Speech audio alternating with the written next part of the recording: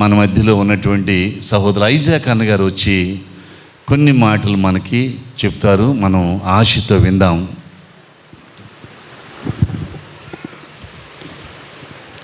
వాక్యం చదువుకుందాం.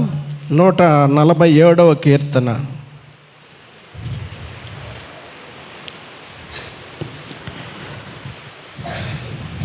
1వ వచనం. యెహోవాను స్తుతించుడి, మన దేవునికి స్తోత్రగానము చేయుట మంచిది, అది మనోహరము, స్తోత్రము చేయుట ఒప్పిదము. ప్రార్థన చేసుకుందాం, మోకరించండి. దయగల తండ్రి, మహిమగల రాజా, మీ కొందనాలు. జీవం కలిగిన నాయన, మరొకసారి మీ పాదాలు చెంతకు వస్తుండగా మాకు కావలసిన మీ జీవం కలిగినటువంటి మాటలను మాకు అనుగ్రహించి, మీ సన్నిధిని, మీ తోడును, మీ ప్రసన్నతను మేమందరం అనుభవించే భాగ్యం మాకు అనుగ్రహించి మీ నామాన్ని మహింపరచుకోమని, సమస్త మహిమా ఘనత మీకే ఆరోపించుకుంటూ యేసు ప్రభు నామములో అడిగి వేడుకుంటున్నాం తండ్రి, ఆమేన్.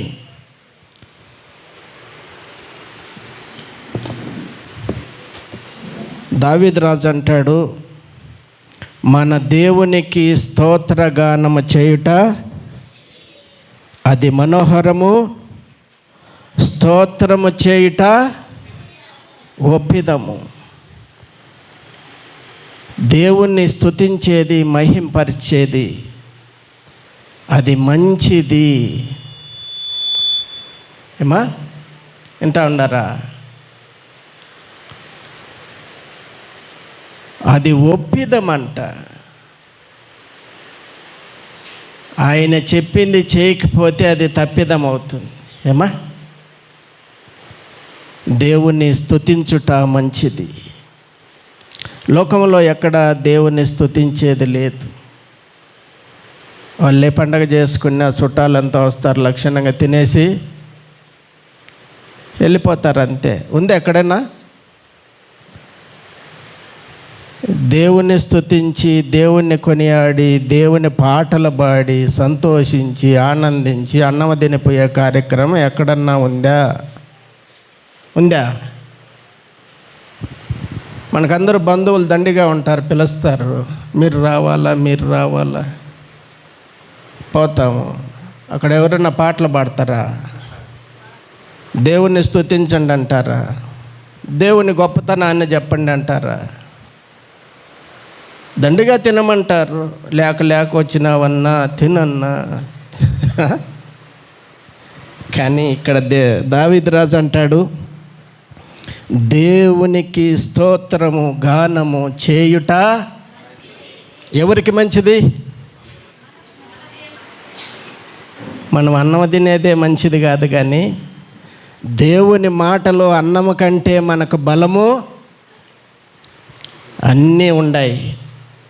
అందుకు దేవుడు మంచిది అంటా ఉన్నాడు. దేవుడు మన క్షేమం కోసం 115వ కీర్తనలో ఒక మాట చూడండి. ఆ మాట చూసుకొని ముగించుకుందాం.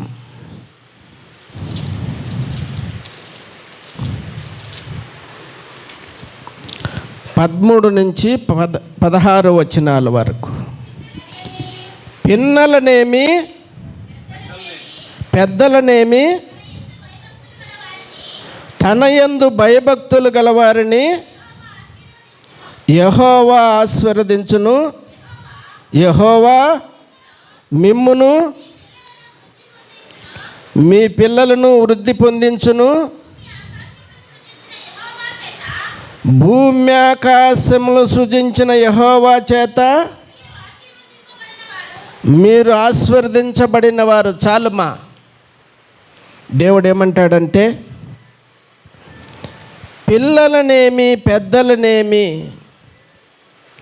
తన యందు భయభక్తులు గలవారిని యెహోవా. ఇప్పుడు పెద్దలకు లోకములో ఉండే దిగులేంది?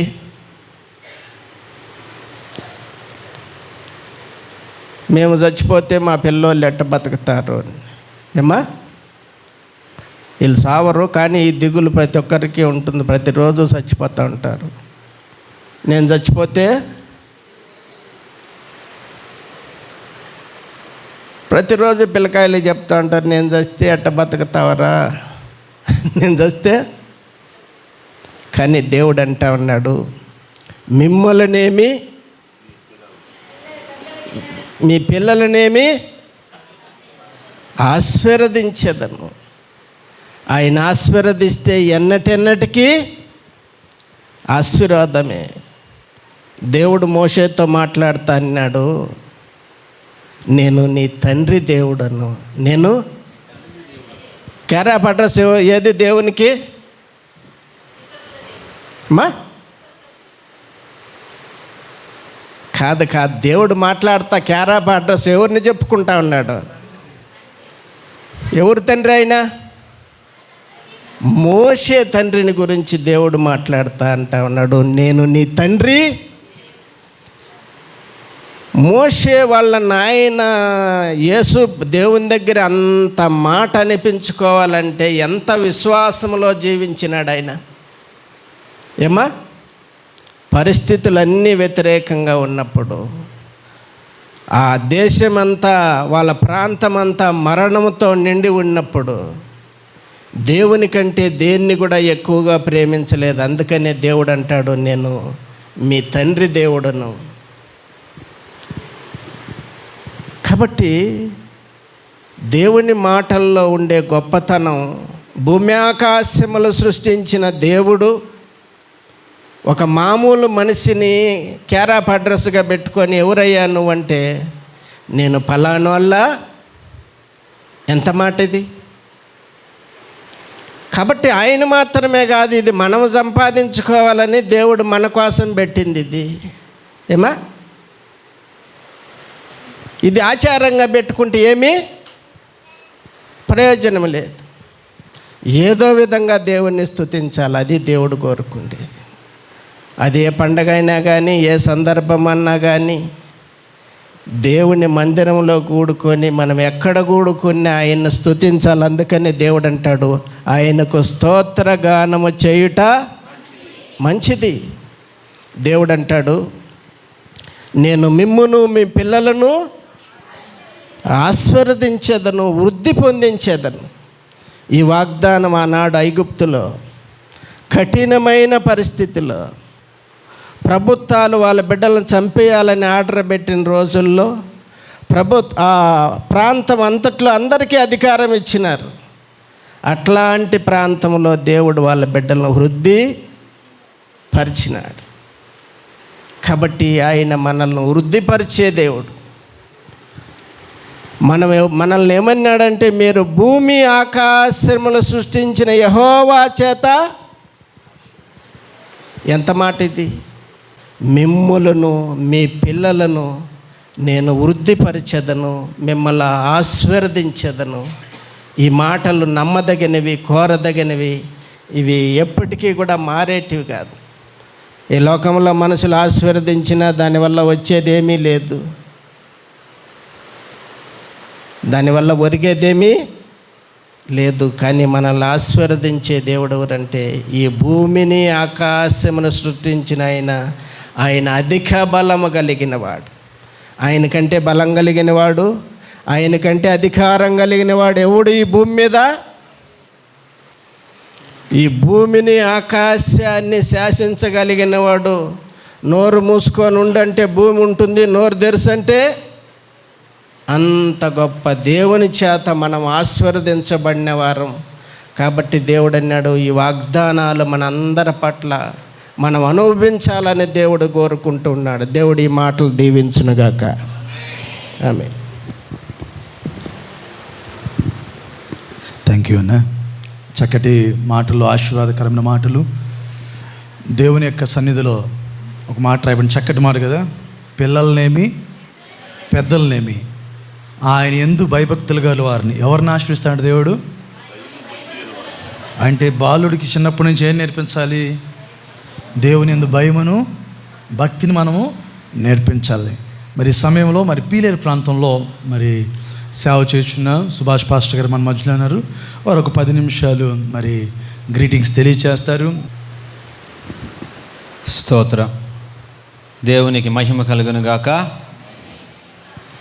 ప్రేమపూర్వకంగా ఆహ్వానించినటువంటి రమేష్ అయ్య గారికి, అదేవిధంగా దైవజనులు డానియల్ గారికి, కుటుంబానికి హృదయపూర్వకమైనటువంటి వందనాలు.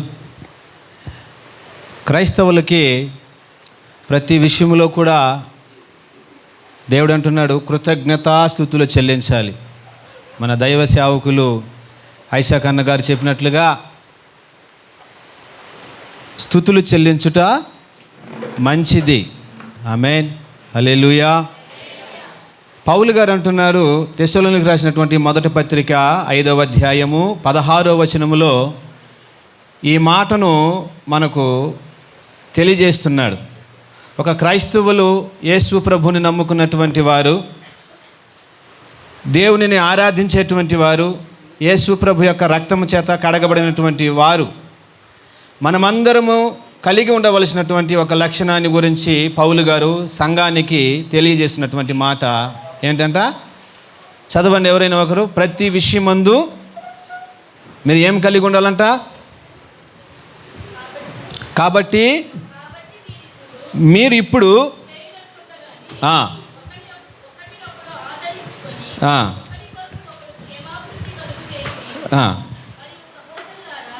అది 16వ వచనమమ్మా.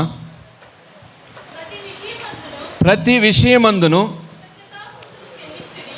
ప్రతి విషయమునందు కృతజ్ఞతాస్తుతులు చెల్లించుడి. ఇలాగ చేయుట యేసు క్రీస్తునందు మీ విషయంలో దేవుని చిత్తము. దేవుని స్తోత్రం. ఈరోజు బాబీని, అదే విధముగా మన యొక్క లక్కీని ప్రేమించి దేవాతి దేవుడు ఏం చేశాడంటే కుమారుణ్ణి దేవుడు అనుగ్రహించాడండి. కుమారులు యెహోవా అనుగ్రహించు స్వాస్థ్యము, గర్భఫలము ఆయన ఇచ్చు బహుమానం. ఈరోజు దేవాతి దేవుడు వారి యొక్క దాంపత్య జీవితంలో దేవాతి దేవుడు వాళ్ళని ఆశీర్వదించాడు. ఎలాగ ఆశీర్వదించాడంటే ఒకరిగా ఉన్న వాళ్ళని ఇద్దరుగా చేశాడు దేవుడు. ఇద్దరుగా ఉన్న వాళ్ళని ఈరోజు ఏం చేశాడండి? ముగ్గురుగా చేశాడు. అందును బట్టి దేవునికి ఏం చేయాలంట? కృతజ్ఞతాస్తుతులు చెల్లించుట. అది యేసు క్రీస్తునందు అది ఆయన చిత్తమై ఉన్నది, ఆయన కోరికై ఉన్నది, ఆయనకి ఇష్టమై ఉన్నది. ఏదో డబ్బు ఉండదు కదా అని చెప్పి ఈరోజు ఈ కూడికను ఏర్పాటు చేయలేదు. ఏదో ఆస్తి అంతస్తులు ఉండదు కదా, లేకపోతే మన యొక్క తెలివితేటలను ఉపయోగించుదామని చెప్పేసి ఇలాంటి కూడికను ఏర్పాటు చేయలేదు. ఇది దేవుని యొక్క చిత్తం.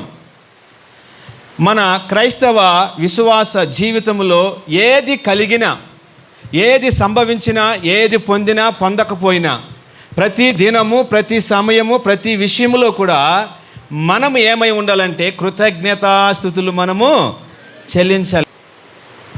ప్రియమైనటువంటి దేవుని బిడ్డలారా, ప్రతి విషయమందు ఏమి కలిగి ఉండాలంట? కృతజ్ఞతాస్తుతులు చెల్లించాలి. ఎందుకంటే దేవుడు గర్భఫలం ఇచ్చాడు. ఆ గర్భఫలము ఇచ్చిన దాన్ని బట్టి తల్లిదండ్రులైనటువంటి వారు ప్రభువునందు కృతజ్ఞతాస్తుతులు చెల్లించాలి. తల్లిదండ్రులకు చెప్పవలసినటువంటి ఒక 2 మాటలు నేను చెప్పి నేను ముగించాలని నేను ఆశపడుతున్నా. నాకు కూడా 3 పిల్లలు ఉన్నారు. ప్రియ దేవుని బిడ్డలారా, నాకు కూడా 3 పిల్లలు ఉన్నారు. ఒక అమ్మాయి ఇప్పుడు దేవుని కృపను బట్టి 10th క్లాస్ పాస్ అయ్యి కాలేజీకి వెళ్తూ ఉన్నది. ఇంకొక పాప 9th క్లాసు, బాబు వచ్చి 4th క్లాస్ చదువుతున్నాడు. నేను ఎక్కడైనా టౌన్కి వెళ్ళాను అనుకోండి, పాశ్రమ గారికి అప్పుడే చిన్న బుడత ముఖం అవుతుంది. ఎందుకంటే ఈ పాకిస్తాను భారతదేశం యుద్ధాన్ని ఆపచ్చు, కానీ ఇంట్లో ఉండే యుద్ధాన్ని మాత్రము ఆపలేం. నిన్న ఒక వ్యక్తి కూడా అంటున్నాడు, ఒక వ్యక్తి బయట ఉన్నటువంటి వ్యక్తి వెళ్తా పాస్టర్ గారు మా 2 ఆడపిల్లలు ఉన్నారు, 2 పిల్లలతో యాగలేకపోతున్నాం, భలే కొట్టుకుంటారన్నారు. నేనేం చేస్తానంటే దేవుని బిడ్డలారా, నేను చెప్పేది మీకు చెప్తున్నా, రూపాసు కూడా అది చేయాలి. తల్లిదండ్రులు బాబీ కానీ లక్కీ కానీ, నేను టౌన్కి వెళ్ళాలంటే నేను ఒక చిన్న మ్యాజిక్ చెప్పేసిపోయిన పాస్టమ్మ గారికి. వాళ్ళని కూడా పిలిచి వాళ్ళకు ఒక పనిష్మెంట్ చేసిపోతా. పనిష్మెంట్ కాదు కానీ నేను వచ్చేలాగా ఇది మీరు చేయాలి, నేను వచ్చేలాగా ఇది చేసి నేను వచ్చే లోపల దాన్ని మీరు నాకు అప్పగించాలని చెప్పేసి వెళ్ళవని. అప్పుడు ఈ పాకిస్తాన్కు భారతదేశానికి యుద్ధం ఆగినట్లుగా కుటుంబంలో ఈ యుద్ధం ఆగుతూ ఉంటుందండి. ఈ ముగ్గురు పిల్లలు కదండి, చాలా గందరగోళంగా ఉంటుంది. అందుకోసము మీరు ముగ్గురు రండి, నేను ఒక అర్ధ గంటలో నేను వచ్చేస్తాను, మళ్ళీ అర్ధ గంట లోపల మీరు ముగ్గురు కూడా ఈ పని చేసి పెట్టాలి అని చెప్పి నేను వెళ్తాను. అది ఏంటంటే సామెతల గ్రంథము 22వ అధ్యాయము 6వ వచనం. బాలుడు నడవవలసిన త్రోవను వారికి నేర్పుము, వాడు పెద్దవాడైనప్పుడు దాని నుండి తొలగిపోడు. నాకు ఈ వాక్యము గుర్తొచ్చింది.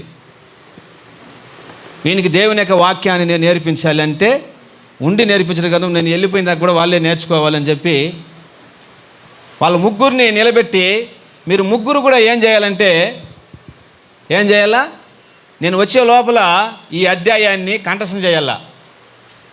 నేను అర్ధ గంటలో వస్తానో 15 నిమిషాల్లో వస్తానో లేకపోతే గంట తర్వాత వస్తానో నాకైతే తెలీదు. మీరు ఏం చేయాలంటే ఈ అధ్యాయాన్ని లేకపోతే ఈ వాక్యాన్ని కంఠస్థం చేసి నేను వచ్చే లోపల నాకు అది ఒప్పచెప్పాల. ఇంకా గొడవకి చోటే లేదండి ప్రియమైన వాళ్ళరా. ఇంకా వాళ్ళు జుట్లు బీక్కుంటా చెమటలు గార్చుకుంటూ ఉంటారు, ఇంకా చర్చిలోనే ఉంటారు. నేను మెల్లిగా సైలెంట్గా గేట్ తెరిచి వచ్చినప్పుడు కూడా పాస్టర్ అడుగుతా, ఏం చేస్తున్నారంటే చర్చిలోనే ఉండరు, లోపలే ఉండరు అనేవాళ్ళు. మరి అంతకుముందు పెన్నులు, పెన్సిళ్ళు, ఇంకా ఏది దొరికితే అది దాంతో యుద్ధాలు చేసుకునేవాళ్ళు. కొంతమందికి జుట్లు కూడా వచ్చినాయి, నా జుట్టు ఇంత వచ్చింది చూడు డాడీ అనేవాళ్ళు. నా జుట్టు ఇంత వచ్చింది, ఇంత బీకింది ఈ అమ్మాయి, ఇంత బీకాడు వీడు అని చెప్పి ఒకరి మీద ఒకరు సాకులు, ఒకరి మీద ఒకరు శాడీలు. ఇప్పుడు దేవుడిచ్చినటువంటి ఒక ఆలోచన దేవుని బిడ్డలారా, క్రైస్తవ విశ్వాస తల్లిదండ్రులకు దేవుడిచ్చినటువంటి ఒక మాట ఏంటంటే, బాలుడు నడవవలసిన త్రోవను వానికి నేర్పుడి, వాడు పెద్దవాడైనప్పుడు దానిలో నుండి తొలగిపోడు. ఈరోజు రూపాస్పాల్ని ఉద్దేశిస్తూ కూడా అందరికీ ఒక సందేశాన్ని మీకు అందరికీ అందిస్తున్న, మన పిల్లల్ని దేవుని యొక్క సన్నిధిలో, దేవుని యొక్క వాక్యంలో వాళ్ళందరినీ మనము పెంచాలి. ఆమేన్, హల్లెలూయా. అప్పుడు కొట్లాట్లకి, గొడవలకి కుటుంబంలో చోటు ఉండదు. మన పిల్లల్ని దేవుని యొక్క సన్నిధిలో, దేవుని యొక్క పెంపకంలో, దేవుని యొక్క వాక్య ప్రకారముగా మన పిల్లల్ని మనం పెంచినప్పుడు వాళ్ళు ప్రయోజకులు అవుతారంట. దేవుని స్తోత్రం, హల్లెలూయా. అందుకే మోషే గురించి ఒక మాట రాయబడింది. ఇది నిర్గమకాండములు 2వ అధ్యాయంలో చూస్తూ ఉన్నాము. ఫరో యొక్క కుమార్తె ఏం చేస్తుందంట, ఆ బిడ్డ దొరికినప్పుడు, మోషే దొరికినప్పుడు అక్కడ చెలికత్తెలకు చెబుతున్నటువంటి మాట ఏం తెలుసా? చదువుతారు అదిని?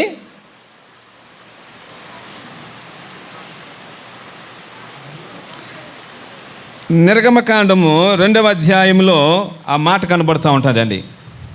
చదవండి ఒకసారి. 2వ అధ్యాయము 6వ వచనం అనుకుంటున్నాను.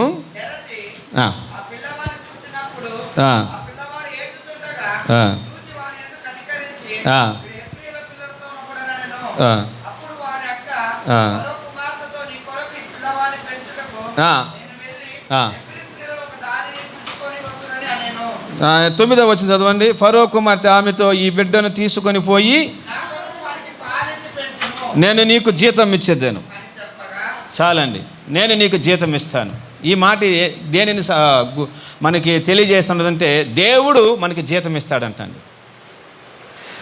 మనము దేవుని కొరకై మన పిల్లల్ని మనం పెంచితే దేవుడు మనకు జీతం ఇస్తాడంట. దేవుని స్తోత్రం, హల్లెలూయా. ఈరోజు చాలామంది ఏం చేస్తున్నారు, నా బిడ్డను యాక్టర్గా, డాక్టర్గా చేయాలని చాలామంది ఆశపడుతూ ఉంటారు. చాలామంది ఏం చేస్తూ ఉంటే ఇంకా ఏదో రకరకాలుగా సాఫ్ట్వేర్ ఇంజనీర్ అయిపోవాలి, లేకపోతే ఆ కాంపౌండర్ అయిపోవాలి, ఈ సెక్యూరిటీ గార్డ్ అయిపోవాలని చెప్పి మనం అనుకుంటూ ఉంటాం. అయితే మనం ఎప్పుడు కూడా దేవుని సన్నిధిలో మనం పెంచితే ఖచ్చితంగా దేవుడు మనకు జీతాన్ని ఇస్తాడంటండి. ద్వితీయోపదేశకాండంలో కూడా మాట రాయబడింది, చక్కని మాట. ఇది ఎందుకు ఇది టైంపాస్కి కాదు, ఈ యొక్క కూడిక, ఈ యొక్క సమయం. ద్వితీయోపదేశకాండం మనం తెరిచినట్లయితే అక్కడ ఒక మాట రాయబడింది, చదవండి ఒకసారి దేవుని బిడ్డలారా. ద్వితీయోపదేశకాండము 11వ అధ్యాయం 19వ వచనం చదువుతాం ఒకసారి. తల్లిదండ్రులు గుర్తించుకోవలసినటువంటి ఒక మాటను అక్కడ దేవుడు అంటున్నాడు. ఇశ్రాయేలు ప్రజలకు దేవుడు సూచిస్తున్నటువంటి ఒక ఆజ్ఞలను దేవుడు మనతో మాట్లాడుతున్నాడు. ఏం చెప్పండి? నీ పిల్లలకు నీ ఇంట కూర్చున్నప్పుడు, లోపల నడిచినప్పుడు, పండుకున్నప్పుడు, లేచినప్పుడు వేటిని గురించి? ధర్మశాస్త్రమును గురించి, అనగా దేవుని యొక్క వాక్యమును గురించి ఏం చేయాలంట? తల్లిదండ్రులు మాట్లాడుచు వాటిని మీ పిల్లలకు నేర్పి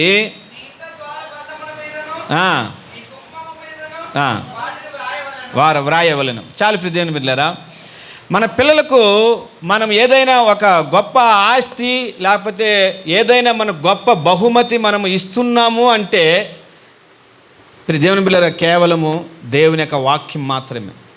ఈరోజు నేను మాట్లాడుతున్నా కారణం ఏం తెలుసా ప్రియ దేవుని బిడ్డలారా? నా తల్లి. మాకు ఆస్తి అంతస్తులు ఏమీ లేదండి.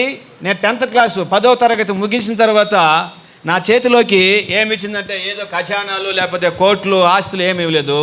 ఈ పరిశుద్ధ గ్రంథాన్ని నా చేతిలో పెట్టి నువ్వు నా దేవుని యొక్క సేవ కోసం వెళ్ళాలని చెప్పి. దేవుని స్తోత్రం. హల్లెలూయా, హల్లెలూయా. ఈరోజు ఎంతోమంది, మా ఊరు పెద్ద ఊరండి, ఇంచుమించు 5,000 6,000 ఇండ్లు ఉండే ఒక ఊరు మా ఊరు. ఎంతోమంది మంచి డిగ్రీలు మంచి హోదాలో ఉన్నటువంటి వారు ఉన్నారు. ఈరోజు వాళ్ళ యొక్క హోదాలు, వాళ్ళ డిగ్రీలు, వాళ్ళ యొక్క క్యారెక్టర్ని కానీ వాళ్ళ యొక్క జీవితాన్ని కానీ మార్చలేకపోయింది ప్రియమైన వాళ్ళరా. అయితే దేవుని యొక్క వాక్యము నన్ను మార్చి ఈరోజు మీ అందరి మధ్యలో ఉంచింది రూపాసు ద్వారా. దేవుని స్తోత్రం. హల్లెలూయా. ఈరోజు రూపాసు యొక్క కృతజ్ఞత కూడిక, అన్నప్రసన్నము కూడిక ద్వారా ఈరోజు మీ అందరికీ ఒక మంచి మాటను తెలియజేస్తున్నాను. ప్రతి క్రైస్తవ తల్లిదండ్రులు దేవుని యొక్క వాక్యాన్ని నీ బిడ్డలకు వెళ్తున్నప్పుడు వస్తున్నప్పుడు, ప్రతిరోజు నీ పిల్లలు కాలేజీకి వెళ్తున్నప్పుడు, ప్రతిరోజు నీ బిడ్డలు స్కూల్కి వెళ్తున్నప్పుడు, నీ పిల్లలు ఉద్యోగానికి వెళ్తున్నప్పుడు నీ బిడ్డలకు నువ్వు తెలియజేయవలసిన ఒక మాట ఏం తెలుసా? ప్రార్థన చేసుకున్నావా? బైబిల్ వాక్యం చదివినావా? ఈ మాట ఎవరైనా తల్లిదండ్రులు అంటున్నారంటే ఆ పిల్లలు రాబోయే తరములో ప్రియ దేవుని బిడ్డలారా వాళ్ళు గొప్ప ప్రయోజకులుగా మార్చబడతారు. దేవుని స్తోత్రం. హల్లెలూయా. మన ఐసాక్ అన్న గారు దేవుని యొక్క వాక్యం ద్వారా తెలియపరిచినట్లుగా తన యందు భయభక్తులు కలిగిన వారు ఎవరు? చిన్న పిన్నలనేమి పెద్దలనేమి ఆయన యందు భయభక్తులు కలిగిన వారిని యెహోవా వారిని ఉత్తగానే ఆశీర్వదించడు. నువ్వు ఏడ్చి ఎక్కులు పెట్టి నువ్వు ఏడ్చినంత మాత్రం నీ పిల్లలు ఆశీర్వదించబడ్డారు. అది నీ పిల్లలు కూడా చేయాలి, నీ పిల్లలకు కూడా నేర్పించాలి. అందుకే రోదన చేయి స్త్రీలను నా యొద్దకు పిలవనంపుడు అని చెప్పి ఇలాప వాక్యముల్లో దేవుడు మాట్లాడుతున్నాడు. మన పిల్లలకు ఏదో కొనిస్తాము, ఏదో చేస్తాము, రాబోయే దినాల్లో నేను ఏదో ముందుకు నడిపిస్తామని చెప్పి వాళ్ళకు ఏదో ధీమా చెప్పడం కాదు, కానీ మనము ఎప్పుడు కూడా దేవుని యొక్క వాక్యాన్ని మన పిల్లలకు మనము నేర్పించాలి. బాలుడు నడవవలసిన త్రోవను వానికి నేర్పించాలి. ఆ నేర్పించే ఒక విధానం ఏం దేవుని బిడ్డలారా? దేవుని యొక్క వాక్యాన్ని నేర్పించాలి. దేవుని సన్నిధిలో వానికి ఏ అవసరము కలిగినా ఆ యొక్క అవసరతను బట్టి దేవాతి దేవుని సన్నిధిలో ప్రార్థన చేసే ఒక హృదయాన్ని వానికి నేర్పించాలి. ఆమేన్. హల్లెలూయా. ఈ 2 విషయాలు లక్కీ బాబీ ఇద్దరు కానీ చేస్తే రూపాసుతో పాటు చాలామంది పిల్లలు కూడా దీవించబడతారు, ఆశీర్వదించబడతారు. మీకు అందరికీ ఒక ఉదాహరణ చెప్పి నేను ముగించాలని ఆశపడుతున్నా. నిన్న నాకు తమ్ముడు డానీ ఫోన్ చేసి, అన్న నీదే ఈ కారు అన్నాడు. ఆదివారం రోజు ప్రార్థన చేసి ఒక కారుని ప్రతిష్ఠ చేసి రోడ్డు పైకి వదిలాం. దరిదాపు 22 లక్షల రూపాయల కారు అండి అది. మన చర్చిలోకి వచ్చిన కారు అది, కియా కారు. ఆ అబ్బాయి చిన్నప్పటి నుంచి దేవుని సన్నిధిలో పెరిగినటువంటి వాడు. వాళ్ళ తల్లి దేవుని గురించి నేర్పించినటువంటి ఒక తల్లి. వాడు ఈరోజు చదువుకొని మంచి ఇంజనీరింగ్ అయ్యి ప్రతి ఆదివారం కూడా చర్చికి వెళ్ళేవాడు, ప్రతిరోజు కూడా ప్రార్థన చేసుకునేవాడు. ఈరోజు దేవాతి దేవుడు వానికి 80,000 రూపాయలు జీతం ఇచ్చి ఈరోజు అపార్ట్మెంట్లో ఒక పోషణ కొనడానికి, రెండవదిగా ఒకే 5 నెలల్లోనే ఒక కారు కొనడానికి దేవుడు కృప చూపించాడు. వాళ్ళు కృతజ్ఞత కలిగి వాళ్ళు దైవ మందిరంలో తీసుకొచ్చి దైవ సేవకుని దగ్గర వాళ్ళు ప్రార్థన చేయించి వాళ్ళు లెక్క ప్రయాణాన్ని, వాళ్ళ జీవితాన్ని కొనసాగిస్తున్నారు. ఇది ఎలాగ సాధ్యం అంటే కేవలము దేవుని యొక్క వాక్యము, దేవుని యొక్క ప్రార్థన ద్వారా మాత్రమే. అది తల్లిదండ్రులు ప్రార్థన చేయాలి, రెండవదిగా ఆ పిల్లలకు కూడా నేర్పించాలి.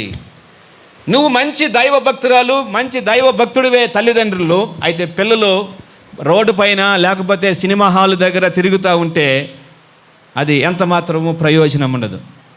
దేవుడు తన బిడ్డలకు దేవుడు మాట్లాడుతూ ఉన్నాడు. బాలుడు నడవవలసిన త్రోవను వానికి నేర్పుడి, వాడు పెద్దవాడు ఇప్పుడు కనపడుతున్నారు, చాలా సంతోషం. ఇప్పుడు దేవుని బిడ్డలు నేర్పించాలి. నేర్పించిన తర్వాత వాళ్ళకి అభ్యసించాలంట. వాళ్ళకి ఏం చేయాలంట? అభ్యాసం చేయాలి ద్వితోపదేశ కాండంలో. తర్వాత ఇంకొక మాట స్పష్టంగా రాయబడింది అదే పుస్తకంలో, ద్వితోపదేశ కాండంలోనే. ధర్మశాస్త్రమును తల్లిదండ్రులు ఏం చేయాలంట? నీ పిల్లలకు బాచికములుగా కట్టవలని కూడా ఒక మాట రాయబడిందండి. పిల్లలకి ఏం చేయాలంటే బాచికములుగా, బాచికాలంటే ఏదండి? వివాహము దినమున భార్యాభర్తలకు ఇద్దరికి కూడా ఏం చేస్తారు? నుదుటిన దాన్ని కట్టుతారు. అది కట్టినప్పుడు వాళ్ళు ఎవరని గుర్తించబడుతున్నారండి? పెళ్లి కుమారుడు, పెళ్లి కుమార్తెని. ఎప్పుడైతే నీ పిల్లలు దేవుని యొక్క వాక్యానుసారముగా, దేవుని యొక్క చిత్తానుసారముగా ఎప్పుడు నడుస్తారో అప్పుడు ఒరిజినాలిటీ, మంచి క్వాలిటీ కలిగినటువంటి దేవుని బిడ్డలని గుర్తించబడతారు. లేకపోతే మెడలో సిలువ వేసుకున్నంత మాత్రాన, మన చేతిలో గోల్డ్ బైబిల్ ఉన్నంత మాత్రాన, ఏంటండి మనం జుబ్బా వేసుకున్నంత మాత్రాన, వైట్ అండ్ వైట్ వేసుకున్నంత మాత్రాన వేసుకోవడంలో తప్పులేదు. అయితే దాని ప్రకారముగా నడిచినప్పుడు వీరు క్రైస్తవ బిడ్డ, యేసు ప్రభుని నమ్ముకున్న బిడ్డ. అందుకే దేవుడు అంటున్నాడు, నా నామము ఎవరి మూలంగా దూషణ పాలు కావటం లేదు, అన్ని జనుల మధ్యలో నీ మూలంగానే. మనము మెడలో సిలువ వేసుకున్నంత మాత్రాన దేవుని బిడ్డలం కాదు. మన ఇంట్లో యేసు ప్రభుల ఫోటో వాక్యాలు ఉన్నంత మాత్రాన దేవుని బిడ్డలం కాదు. అది ఉండటము అనేది చెడ్డదేమి కాదండి, మంచిదే. అంటే దానికంటే ప్రాముఖ్యమైంది మన హృదయములలో మన బిడ్డలకు మనము ఉక్కుపాలుతో మనము నేర్పించేటువంటి ఒక దేవుని యొక్క వాక్యము, ప్రార్థన మన పిల్లలకు తరతరాలకు అది ఒక ఆశీర్వాదకరముగా, దీవెనకరముగా అది దేవుడు దయచేస్తాడండి. ఆమేన్, హల్లెలూయా. రమేష్ అయ్య గారు యేసుక్రీస్తు ప్రభువుని అంగీకరించాడు. యేసు ప్రభు యొక్క రక్తం చేత కడగబడ్డాడు, పరిశుద్ధునిగా మార్చబడ్డాడు. ఆయన ఆయన యొక్క కుమారులు డానియేల్ కావచ్చు, తర్వాత సన్నీ కావచ్చు, బాబీ కావచ్చు, వాళ్ళు కూడా దేవుని సన్నిధిలో ఉంటున్నారు. వాళ్ళు తరము వారు ఉంటున్నారు. కారణము తన తండ్రి గారు నేర్పించినటువంటి ఒక నేర్పము, ఒక విద్య, ఒక దైవ వాక్యానుసారముగా మనం నేర్పించాల. నేను ముగిస్తున్న ఈ మాటల్ని. ఈరోజు రూపాస్ పాలకి దేవాతి దేవుని యొక్క ఆశీర్వాదాలు, దీవెనలు వాళ్ళ తల్లిదండ్రులు నేర్పించే విధానం బట్టి దేవుడు వాళ్ళకి ధారాళముగా దేవుడు దయచేయునుగాక. ఆమేన్. రూపాస్ పాలు రాబోయే దినాల్లో ఒక మంచి దైవ బిడ్డగా ఈ దైవ సన్నిధిలో సామివేలులాగా ఎదుగునుగాక. ఆమేన్, హల్లెలూయా. దేవుని పట్ల ప్రేమ ఉండాలి. దేవుని పట్ల మంచి భయభక్తులు కలిగి ఉంటే మన పిల్లల్ని దైవ సన్నిధిలో మనము పెంచుతాం. నీ పిల్లలు ఒలీవ మొక్కల వలె ఉందురుగా కానీ దేవుని యొక్క వాక్యం చెప్పబడుతుంది. ఆమేన్, హల్లెలూయా. అలా రూపాస్ పాలతో పాటు ఎంతమంది తల్లిదండ్రులు ఎలా వాక్యం వింటున్నారో వాళ్ళందరూ కూడా ఈరోజు వాక్యం విన్నటువంటి వారందరి యొక్క జీవితాల్లో కూడా అలాంటి దీవెన, అలాంటి కృప మెండుగా దేవుడు దయచేయనుగాక. దేవుడి మాటల్ని దేవుడు దీవించునుగాక.